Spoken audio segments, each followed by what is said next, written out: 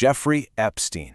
It's a name that's now tied forever to wealth, to incredible power, and to one of the most frankly disturbing criminal cases of the 21st century.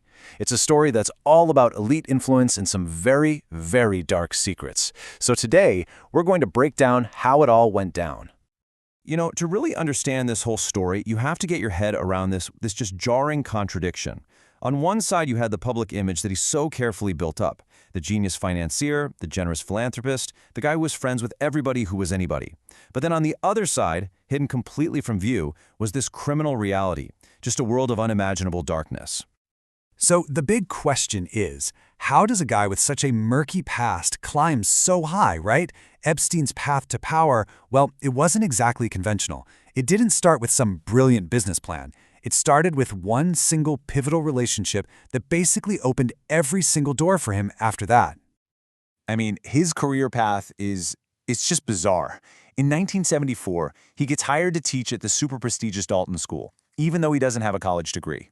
Then, just 2 years later, he gets fired for poor performance. But somehow, that failure catapults him into a job at the investment bank Bear Stearns.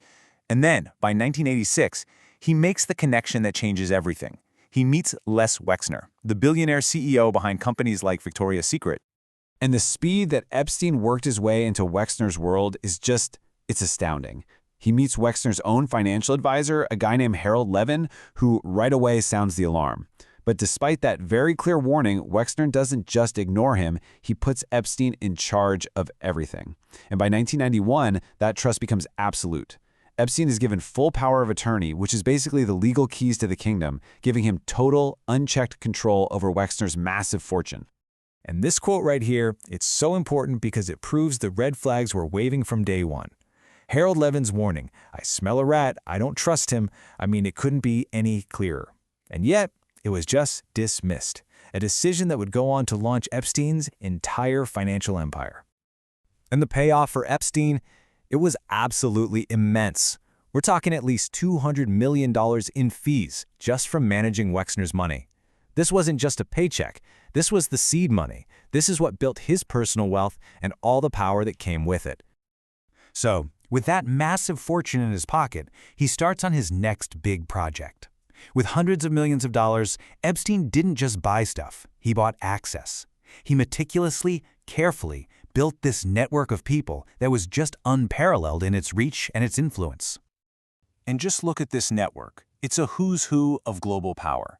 He's surrounding himself with U.S. presidents, British royalty, prime ministers, tech billionaires, even world-famous scientists. This wasn't just social climbing, This was a strategy. It gave him this almost impenetrable shield of legitimacy. Now, a huge piece of this whole operation was his private Boeing 727, which got the infamous nickname the Lolita Express. This jet, it was so much more than just a luxury toy. It was an essential tool for his network.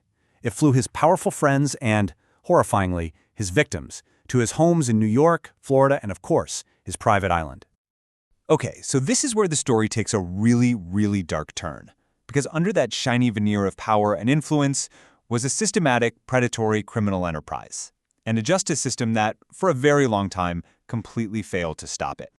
It all started to come apart in 2005, and it wasn't from some big federal sting operation. Nope, it started with the courage of a single parent in Palm Beach, Florida. A mother went to the police and reported that her 14-year-old daughter had been abused by Epstein. And that report triggered the first major police investigation into him. And that investigation grew fast. By 2007, federal prosecutors had put together a massive 53-page indictment. This wasn't about just one victim anymore. It detailed horrific allegations from at least 36 different girls. The case against him was huge. But then, something really strange happened. That powerful federal indictment, it was never actually filed. Instead, it was secretly sealed, hidden away, while Epstein's dream team of lawyers negotiated a deal behind closed doors, a deal that would make sure the full extent of those federal charges never, ever saw the light of day. So why? Why the leniency? Years later, the lead prosecutor on the case, a guy named Alexander Acosta, claimed he cut that deal because he was told that Epstein belonged to intelligence and that he should just leave it alone. It's a statement that has only made the mystery around Epstein's connections even deeper. So here's the crucial part. The final agreement wasn't just a simple plea deal. It was this incredibly unusual and sweeping non-prosecution agreement. And it granted immunity from all federal charges, not just to Epstein, but also to any of his potential co-conspirators. It effectively shut the entire federal investigation down. Just gone. And you just have to look at the 2 times he was arrested to see how different things were. In 2008, he only faced state charges, got that secret deal, and served just 13 months, with work release letting him out most days. But in 2019, the charges were federal sex trafficking. This time, no deal. He was denied bail. He was finally going to face the full force of the justice system. That second arrest in 2019, well, that was the beginning of the end. But Epstein's final chapter would be defined by this dramatic downfall and a death in custody that has left all of us with far more questions than answers. I mean, the timeline of his last month is just, it's stark. He gets arrested on July 6th. A little over 2 weeks later, he's found hurt in his cell. Then, on August 10th, he's found dead, silencing the one man at the absolute center of this massive conspiracy. Now, the official ruling was suicide, but that conclusion was met with some serious skepticism right from the start.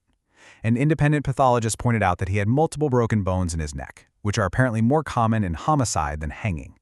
Then you add in malfunctioning security cameras and 2 guards who later admitted they were sleeping on the job, well, you have all the ingredients for endless speculation. And that really brings us to the one central, unresolved question that just hangs over this entire sordid case. With Jeffrey Epstein dead, the man who knew all the secrets is gone forever. So the question we're all left with is this: will the powerful network that enabled him, and maybe even participated in his crimes, ever truly face a full accounting?